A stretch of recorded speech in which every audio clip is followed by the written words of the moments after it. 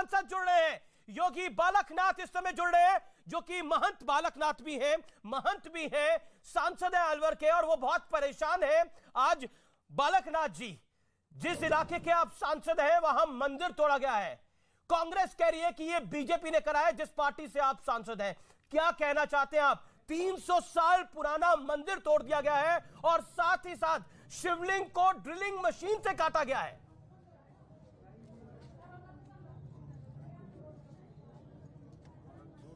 जी, ऐसा है कि ये तो कोई इस बात पर तो कोई विश्वास नहीं करेगा कि कांग्रेस ये कहे कि ये मंदिर तोड़ने का काम भारतीय जनता पार्टी ने किया है। अरे, भारतीय जनता पार्टी का तो उदय मंदिर निर्माण के लिए हुआ है। वो कभी मंदिर तोड़ने के बाद कभी सपने क्या उसकी आने वाली पीढ़ियां भी नहीं सोच सकती, जो आज आने वाले भविष्य में पैदा होंगी, जो भारतीय जनता पार्टी की विचारधारा से आगे देश को चलाएंगे। कभी ये कोई सोच भी नहीं सकता। लेकिन ये तोड़ने का काम कांग्रेस ने जरूर किया है, और ये आरोप लगाने का काम कांग्रेस कर रही है, क्योंकि सरकार कांग्रेस की है। ये सरकार कांग्रेस के द्वारा नगर निगम अध्यक्ष आपके लोगों के घर तोड़े गए हैं जानबूझकर। जी, इसीलिए तो तोड़ा गया है कि नगर निगम अध्यक्ष यहाँ पर भारतीय जनता पार्टी का, और पिछले 35 सालों से यहाँ पर भारतीय जनता पार्टी का नगर निगम पर एक बोर्ड है, और भारतीय जनता पार्टी को लोग जिताते। यही तो दुख है कांग्रेस पार्टी को।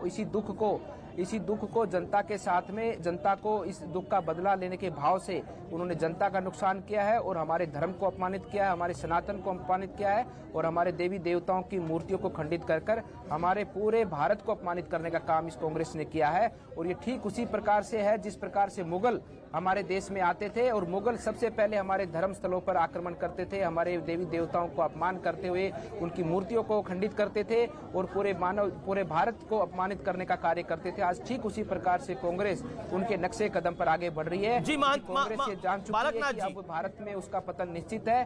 तो जिस प्रकार से मुगलों ने भारत में शासन किया था, क्यों ना वही रास्ता अपनाकर। ठीक है, रागिनी नायक है, कांग्रेस की प्रवक्ता है, वो इस पर कुछ कहना चाहती है। जैसे मुगलों ने राज किया था, वैसे आप कर रहे हैं रागिनी नायक। 30 सेकंड्स में अपना पॉइंट। महंत बालकनाथ सुन रहे हैं आपको, मेंबर ऑफ पार्लियामेंट अलवर के। रागिनी, देखिए, मैं महंत बालकनाथ जी को साधुवाद देती हूं कि आपने बहुत ही सहज तरीके से स्वीकार लिया कि भारतीय जनता पार्टी राजगढ़ में जो अध्यक्ष है निगम बोर्ड के, वो भारतीय जनता पार्टी के हैं।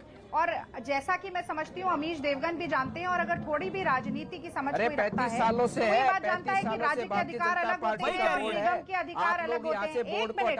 एक मिनट बालकनाथ जी, एक मिनट, हाँ ठीक है, हमारे देवी देवताओं के निगम पर जिस निगम के आदेश से मंदिर तोड़ा गया, ये बात आपने स्वीकार ली। आपने ये भी स्वीकार लिया कि सबसे ज्यादा निगम पार्षद आपके ही है। यही तो आपका गुस्सा है, आपके ये तड़प है ना, जो यही दिख रही है आपकी। मंदिर तोड़ने के आदेश इसी तरह से तो बिल्कुल है, बिल्कुल है। इसमें कौन मना कर रहा है? कौन मना कर रहा है? और भविष्य में भी भारतीय जनता पार्टी का रहेगा। जब निगम पार्षद, लेकिन इसका मतलब ये होगा कि आप लोगों को यहाँ पर मारेंगे, लोगों को बेघर करेंगे। आपकी सरकार नहीं बन रही यहाँ पर राजगढ़ में, तो आप लोगों को बेघर करेंगे, यहाँ पर मंदिरों के तोड़ेंगे।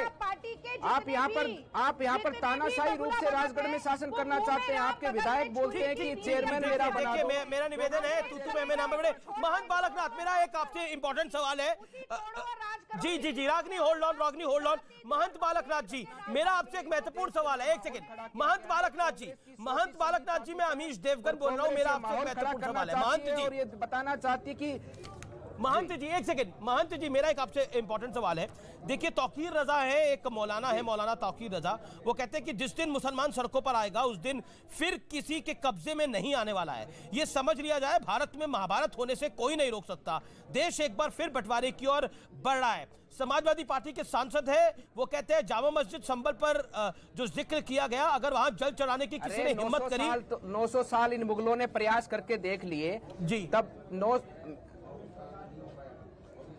मैं ये कह रहा हूँ, 900 साल तक मुगलों ने प्रयास करके देख लिया, और 900 साल तक पूरा प्रयास किया। इनके शासकों ने एक दिन में लाखों हिंदुओं की बलि चढ़ाकर, उनकी जनेऊ देखकर इन्होंने भोजन करने का उस समय संकल्प इनके मुगल के शासकों ने लिया था। इन्होंने बहुत प्रयास करके देख लिया, लेकिन सनातन को कभी मिटा नहीं पाए।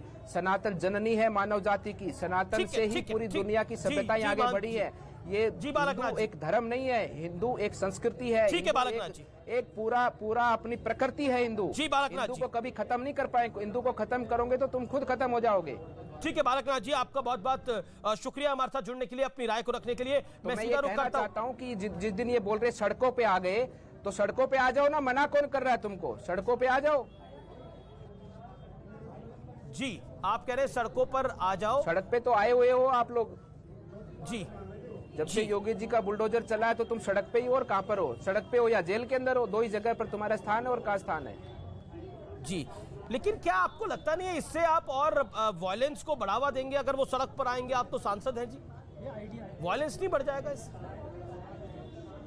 नहीं, मैं नहीं चाहता। मैं आपसे यही कहता हूं, मैं बिल्कुल ऐसा, मैं इससे बिल्कुल नहीं चाहता। मैं सिर्फ ये चाहता हूं, मैं हर धर्म का सम्मान करता हूं, हर धर्म के लोगों का सम्मान करता हूं, लेकिन मेरा ये कहना है कि जो माहौल बिगाड़ने का काम वर्तमान में देश में जो संचालित किया जा रहा है, वो सुनियोजित तरीके से विदेशी ताकतों के माध्यम से ये कांग्रेस के विचारधारा के लोग देश में ऐसा माहौल खड़ा करने की कोशिश कर रहे हैं। क्योंकि लगातार 2014 से इन्होंने अनेकों प्रयोग करके देख लिए, लेकिन ये भारतीय जनता पार्टी के जिस प्रकार से भारतीय जनता पार्टी का परचम पूरे देश में लहरा रहा है, उसको रोक नहीं पा रहे। सब लोग इकट्ठा भी हो चुके, सब लोग अलग अलग मिलकर भी लड़ चुके, फिर इन्होंने अलग अलग तरह के अलग अलग कार्यक्रमों को भी चलाया। इन लोगों के द्वारा अब इन्होंने ये नई सोची समझी रणनीति बनाई है कि देश में सांप्रदायिक दंगे फैलाए जाएं, देश में सांप्रदायिक माहौल को बिगाड़ा जाए। तब क्योंकि अब इनके हाथों से मुस्लिम वोट भी खिसक रहा है। मुस्लिम, आप तो जानते हैं कि यूपी चुनाव के अंदर मुस्लिम माताएं बहनों ने भी भारतीय जनता पार्टी को वोट किया। इनके हाथ में जो छोटा मोटा कुछ वोट था वो भी इनके हाथों से खिसक रहा है। बहुत शुक्रिया बालकनाथ जी। मुझे मैं ये नई तरीके से नए तरीके से एंटी बीजेपी फोर्सेस लगी हुई हैं, और इसका एक बड़ा सबूत है समाजवादी पार्टी के सांसद शफीकुर रहमान बर्क। मैं अनुराग भदौरिया आपको लेके आना चाहता हूं। अनुराग, मेरा पॉइंटेड सवाल आपसे है। आपके नेता कहते हैं कि जामा मस्जिद संभल पर जो किया गया, अगर वहां जल चढ़ाने की बात करेंगे तो हमारे आदमी का खून चढ़ जाएगा। मतलब क्या करना क्या चाह रहे हैं आप लोग? ये धमकी किस बात की? अच्छा, फिर कहते हैं कि हम तो रोजगार की बात कर रहे हैं, हम तो पेट्रोल डीजल की बात कर रहे हैं। शफीकुर रहमान बर्क आपके सांसद तो खून खराबे की बात कर रहे हैं। अरे भाई 40 सेकंड बोल लूं? 40 सेकंड बोल लीजिए। आपका टाइटल कितना अच्छा है, बुलडोजर बदनाम हुआ सियासत तेरे लिए। उसमें आगे ऐड कर देते, कानून की धज्जी उड़ाता जाएगा, बुलडोजर चलता जाएगा। संविधान को मार गिराएगा, बुलडोजर चलता जाएगा। गरीबों को सताएगा, बुलडोजर चलता जाएगा। यहां महंगाई बेरोजगारी से लोगों की आत्महत्या करेंगे। कोरोना सर पे बैठा है, मौत को मुंह में ले लेगा,